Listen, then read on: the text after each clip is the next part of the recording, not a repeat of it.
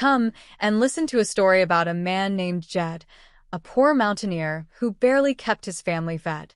And then one day he was shooting at some food, and up came a sound from a bubbling crude. Oil, that is. Black gold. Texas tea.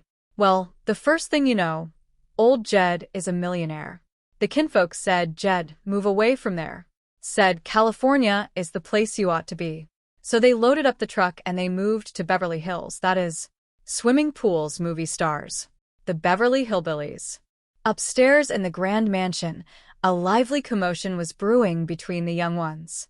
Ellie Mae and her cousin were rushing around, faces lit up with pure excitement. I will tell him. Ellie, I seen him first. The voice echoed down the hallway. The other quickly fired back, you did not. I seen him first. The back and forth continued with breathless energy. I seen him. I did. Jed Clampett, the wise and calm patriarch of the family, walked into the room, looking at the two with a gentle, quizzical smile. Will one of you please tell me? I will toss you first. Don't you want? I will toss you. There. Now I get to tell. Just then, Granny marched into the room, her small frame radiating her usual fiery authority. What is all the racket up here? She demanded, looking between the youngsters. Ellie was about to tell me who she had just seen, Jed explained, his voice a soothing contrast to the high energy in the room. Granny tilted her head, her curiosity piqued. Who, Ellie? The fellow that sold Paul Central Park, Ellie cried out triumphantly. Honest John Schaefer. Jed's eyes widened in pure delight, and he slapped his knee. Well, doggy. You mean that Honest John is right here, in Beverly Hills? Yes, ma'am, came the enthusiastic reply. The most exciting news of the whole year. And that lummox lays there half asleep. Get up, lazybones. Ellie just seen Honest John Schaefer. Jethro, who had been lounging nearby, blinked his eyes open and protested mildly. Granny, I seen him too. I was driving the truck. Jed leaned forward, eager for details. Did you stop and talk to him? No, sir, we didn't, Jethro admitted sheepishly. No, we couldn't. We didn't. You tell him, Ellie, Granny commanded, waving her hand. No more tossing. Ellie sighed, explaining the predicament. Couldn't stop on account of the traffic. And by the time we drove around the block, he was gone. Jed stood up, his face filled with determination. We have got to find him. That is the truth. Finest man I ever run into. Salt of the earth. He sure deserves that name, Honest John. He sold me Central Park, Statue of Liberty, Staten Island Ferry, Brooklyn Bridge, Empire State Building, and the Algonquin Hotel all for $10,000. That is what I call a real bargain. Then he turned around and gave you your money back. The memory brought a warm glow to the room. Jed vividly recalled their emotional departure from New York. What we are trying to say, Honest John, is that you are just about the nicest fellow we ever met. We are proud to know you. Back in that memory, Honest John had looked almost uncomfortable with such genuine praise, shifting his weight. Well, I got to get going. Well, so long. Oh, wait. Here comes Granny, Jed had said. She will want to tell you goodbye. Goodbye? Is Honest John leaving? Granny had asked, rushing up. Yeah, Granny. He has got to go to Chicago. Oh, I am sorry, Granny had said softly. It has been so nice knowing you. Take care of yourself, young fellow. Yeah, I will as well. Well, so long. God bless you, son, Granny had called out. Honest John had paused, looking at the money in his hands, a sudden wave of apparent generosity washing over him. Look, folks, I got no use for this money. I mean, what is a few thousand for somebody like me? I am loaded. I got plenty myself. Give it to the Indians at the Algonquin. Recalling this, Jed shook his head in absolute admiration. He is one of nature's noblemen. Well, at least twice we know he is here in Beverly Hills. I sure wish we knew where. Meanwhile, across town in a modest apartment, a completely different conversation was taking place. A knock came at the door, and a sharp voice answered. What do you want? A man's voice called back through the door. I am looking for Flo Schaefer. But the man knew better. Flo, it is me, Shifty. The door flew open, and Flo's face transformed. Shifty, baby. Oh, son. What is the matter? Has the police got a tail on you? No. Just a force of habit, Shifty said, stepping inside and quickly checking behind him. Ah. Gee, it is good to see you again, you floozy. It is good to see you, you louse, Flo replied with affection only a partner in crime could muster. Then she noticed his hand. Wedding ring? It is gone? You finally got a divorce, oh well. I can't blame you. Are you kidding? Shifty scoffed. Me divorce you? Never. I love you. Well, where is the ring? I hawked it. What did you get? Flo asked. $10. Well, it is a clear profit, Flo laughed. I stole it. Oh, Shifty. We were such a great team. What split us up? Your mother, Shifty said dryly. Where is the old bat? Please, honey, Flo said, lowering her gaze. Mother is gone. Oh, I am sorry, Shifty said, softening slightly. It is okay. She will be out in 6 months, Flo clarified with a shrug. Look, honey. Sit down. Something I gotta tell you. I don't know how you are gonna take it. Sounds serious, Flo said, narrowing her eyes. It is. It is the toughest confession I ever had to make. And I know you are gonna hate me. Shifty, I couldn't ever hate you, Flo said reassuringly. So you met a younger, prettier girl. You married her. You are a bigamist. So what? I forgive you. No. Shifty shook his head. You didn't marry the girl. That is even worse. Don't worry about it. I still love you. That is not it, Shifty sighed. You have joined a mob, Flo guessed, her excitement rising. Gambling, girls, dope, rackets, everything. Relax. You are still my man. That isn't it, honey, Shifty groaned. Then what? Tell, baby. Shifty took a deep breath, steeling himself. Flo. I have gone straight. I have turned honest. Flo froze, her expression turning to absolute horror. You dirty rat. Don't you touch me, you rat, you swine. Baby, you don't understand. Shifty pleaded. Now I want a divorce, Flo shouted. You'll just be glad that Mother isn't here. She would beat you to a pulp. Well, let me at least tell you how it happened, Shifty begged. What turned me honest? I don't want to hear that kind of talk, Flo said, covering her ears. Makes my flesh crawl. Get out. Angel, get out. I can't stand the sight of you. Oh, please, Shifty cried. None of my friends will speak to me since I have turned honest. Who can blame them? Flo snapped. You are sick. I know it, baby, and I need help, Shifty admitted miserably. Go to a head shrinker, Flo suggested coldly. What? Can I go to a head shrinker and say, make me a crook?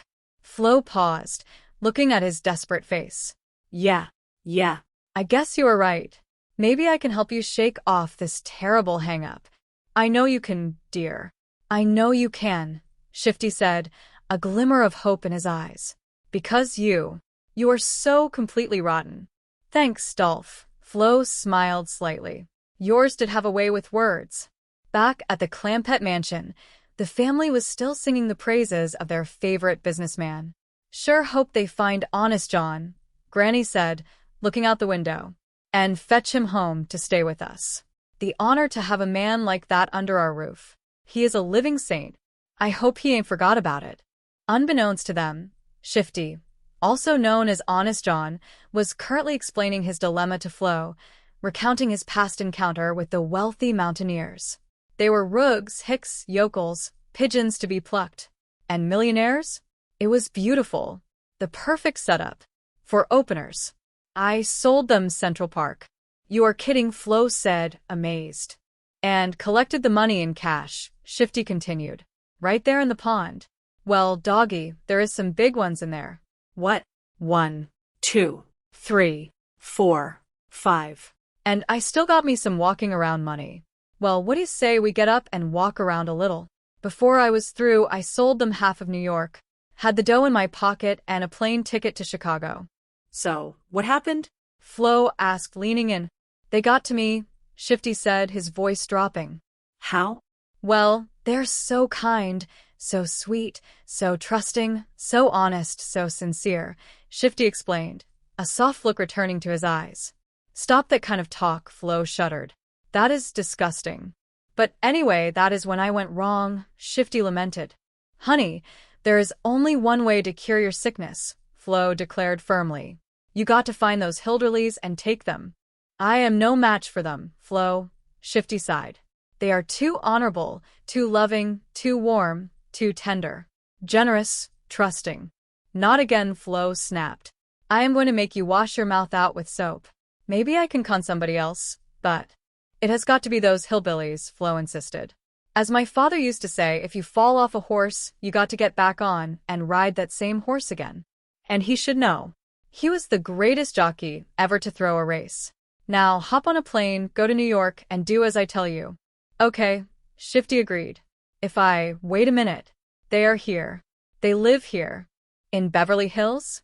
Flo asked, surprised. Yeah. Oh, great, Flo cheered.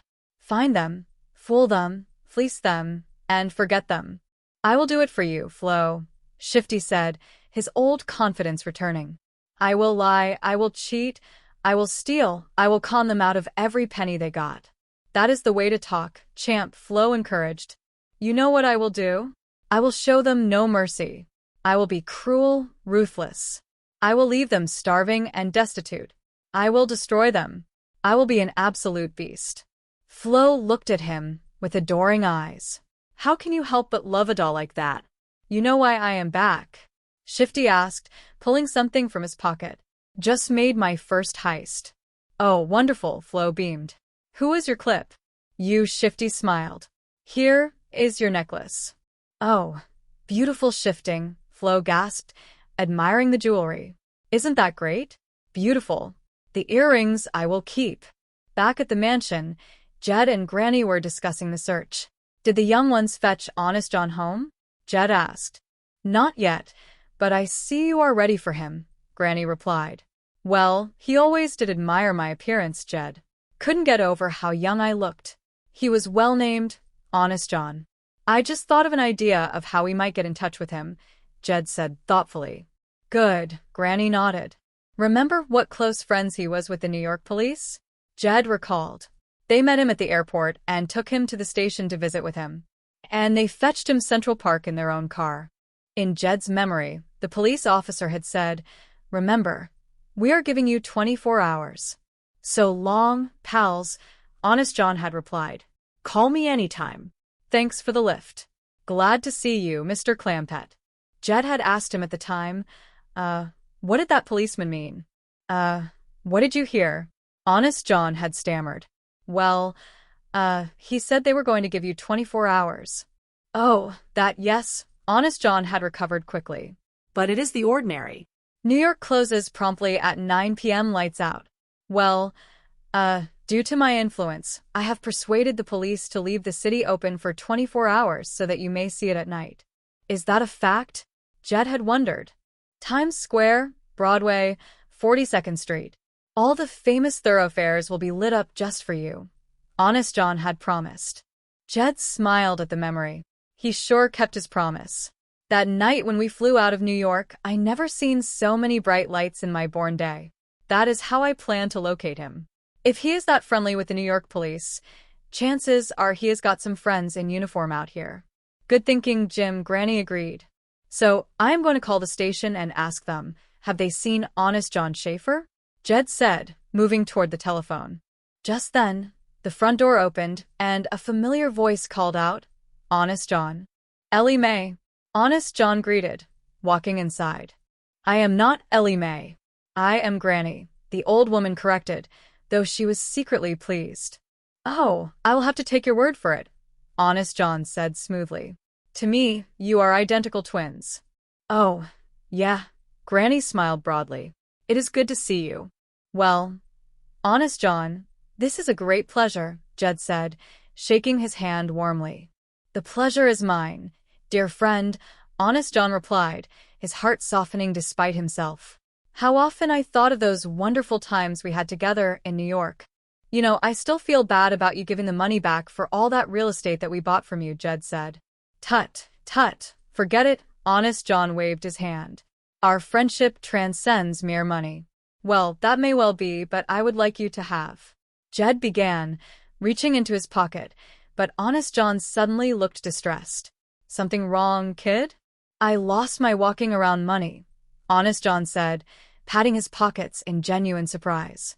Could this be it? Jed asked, holding up a small pouch. Where did you get that? I found it outside on the stoop, Jed explained.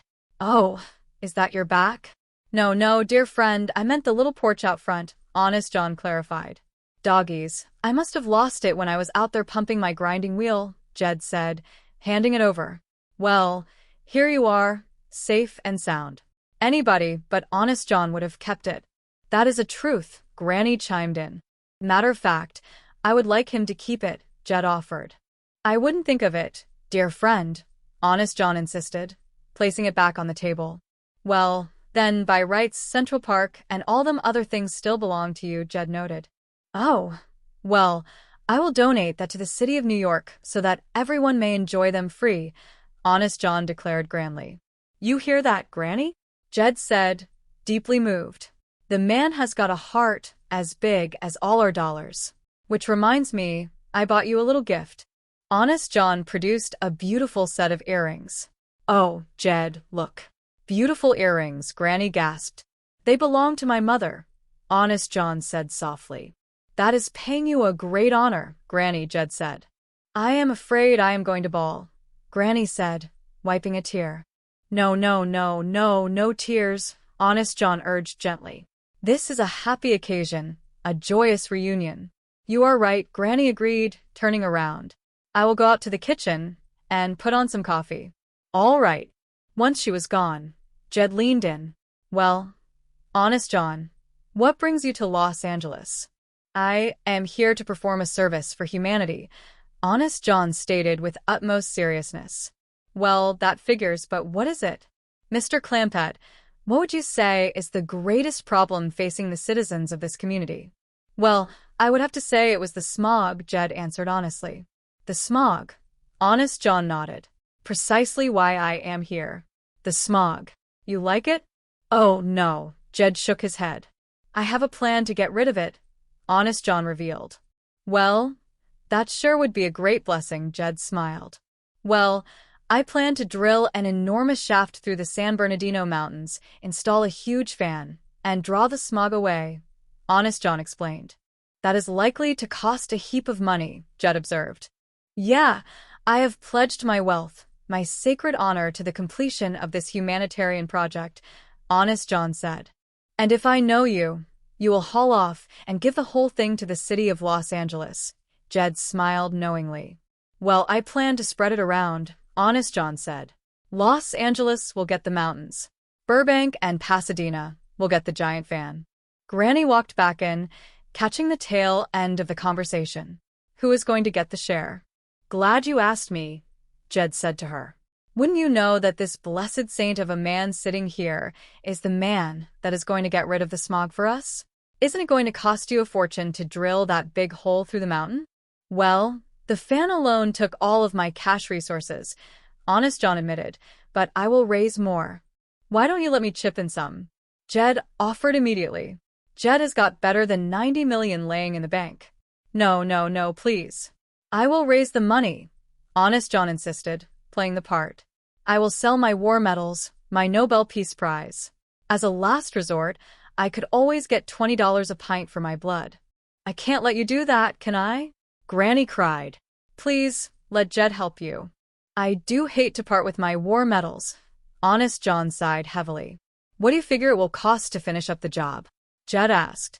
$15–20 million, Honest John estimated. I will just call Mr. Dreiser, Jed decided, reaching for the phone. He will have him write you out a check for $20 million.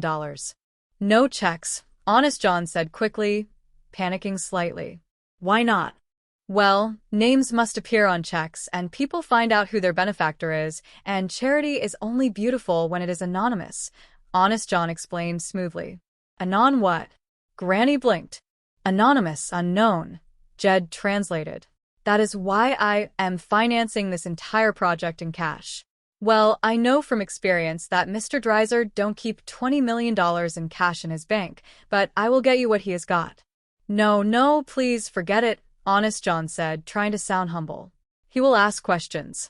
You will have to tell him what it is for. The secret will be out, and the whole project will lose its charm and beauty. I don't have to tell him nothing. It is my money, Jed said firmly. You do make it hard for me to say no, Honest John conceded. I won't take no for an answer, Jed smiled. You wait right here. I will be back in a flash with the cash. A short while later, at the bank, Jane Hathaway was handing over a secure sack to Jed. Well, here it is, Mr. Clampett. This is all the cash in the bank that can be spared at this time. It is more than $500,000. Thank you, Miss Jane, Jed said gratefully. I reckon I ought to get us started. Us? What us? Who is us? Mr. Dreiser demanded, walking out of his office. Sorry, Mr. Dreiser, I just can't tell you, Jed said politely. Well, at least you can tell me what you are going to do with it, Mr. Dreiser pleaded. I would explain to you this is a secret project, Jed maintained. Mr. Dreiser, you don't behave like that, Jane scolded her boss. Unless you tell me what I am supposed to do with it, tell me what it is for. You are not taking 1 penny of my money, Mr. Dreiser cried dramatically. This is Mr. Clampett's money.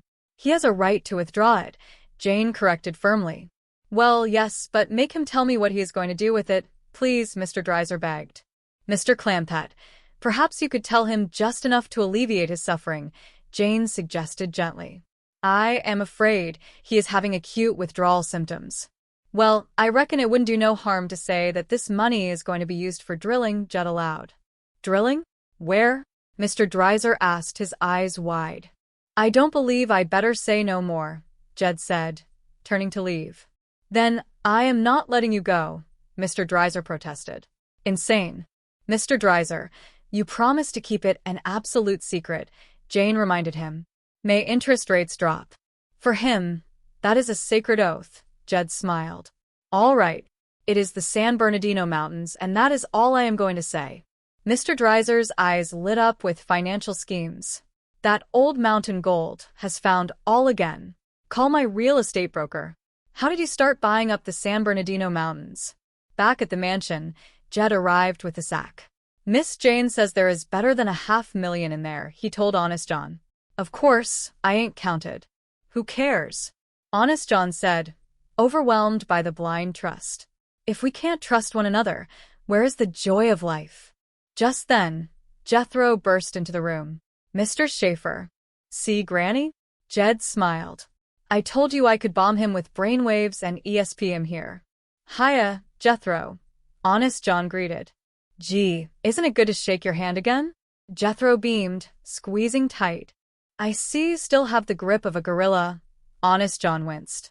Yeah, but our brains ain't the same, Jethro laughed. Oh, that is all right, Jethro. Yours will do. Honest John reassured him. Well, we must be all friends, Jed said. What is in the sack? Better than $500,000 in cash. And you know what Honest John is going to do with it? He is going to commence getting rid of our smog. Hey, that is great. Jethro cheered. Isn't that wonderful? There is only one way to put it, Granny said softly, her eyes shining with admiration. The man is a living saint. Bless you, Honest John. And thank you for saving all the little critters and birds. And thank you for saving the young ones and old folks who couldn't hardly breathe no more, Ellie Mae added, walking in. And the trees and the flowers are dying of air pollution. They thank you, too. Honest John looked around at their bright, innocent, loving faces, and a massive lump formed in his throat. Well, tell them they're welcome. Well, I will be gone now. Jethro, hoist that money on the truck and take Honest John wherever he wants to go, Jed commanded. Yes, sir, Uncle Jed. Jethro saluted. Too bad you can't move in and stay with us, Granny lamented. It would be a joy and an honor. Well, next time maybe well, Honest John said, his voice trembling slightly. Glad to see you. And remember, there is plenty more money where that come from whenever you need it, Jed called out warmly. Swell, Honest John whispered. Outside by the truck, Ellie Mae smiled at the nearby bushes. Little critters, you thank Honest John for saving your lives. You are welcome. You are welcome, Honest John said to the empty air, completely undone by their goodness. Let us get out of here, Jethro. Later, back at Flo's apartment, Shifty was sitting on the couch, staring blankly ahead. Flo was pacing the floor, ecstatic. A shaft through the mountains to blow away the smog. That is beautiful, Shifty, beautiful. Where did you stash the money? Oh, I wish you could have been there to see me work, Flo. I have never been better.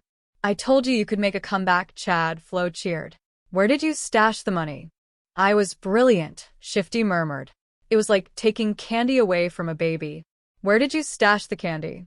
Flo asked impatiently. He was a classic kid. A textbook con job, Shifty continued, lost in thought. Where is the $500,000? Flo demanded. Don't worry about it, Shifty said quietly. I like to worry. Where is it? I gave it back, Shifty confessed. Flo froze. I didn't hear right. You didn't say I gave it back. That is what I said. And that is what I did, Shifty said, looking up with a strange sense of peace. Flo looked at him for a long moment, then opened her arms. Come to my arms, baby. I don't feel romantic right now, honey, Shifty sighed. Neither do I, Flo snapped, her face twisting in anger. I am gonna break every bone in your body. They couldn't help us if they were so trusting, so honest, Shifty defended. Flo. Look at me, Flo. I don't trust you, Flo shouted. I don't care. Who do you think you are? All right. You're gonna be in the room trusting your whole life. Listen, I will show you. Get out of here. Try to explain to me, Shifty pleaded. Get out of here, Flo yelled, throwing open the door. The story of the afternoon faded as the television in the corner played its scheduled programming, broadcasting a fierce hero in a black hat, black boots, and a black belt, bringing bad news for the bad guys, portraying Walker, Texas Ranger on weeknights at 6 on the Hallmark Channel. As night falls and darkness closes in, a mystery unfolds, introducing a series of original movies featuring Kelly Martin as Mystery Woman, John Larkin as McBride, and Leah Thompson as Jane Doe on the Hallmark Channel Mystery Movie on Fridays at 9. And as the Clampett family would always say from their big front porch in Beverly Hills, y'all come back now. This has been a Filmways presentation.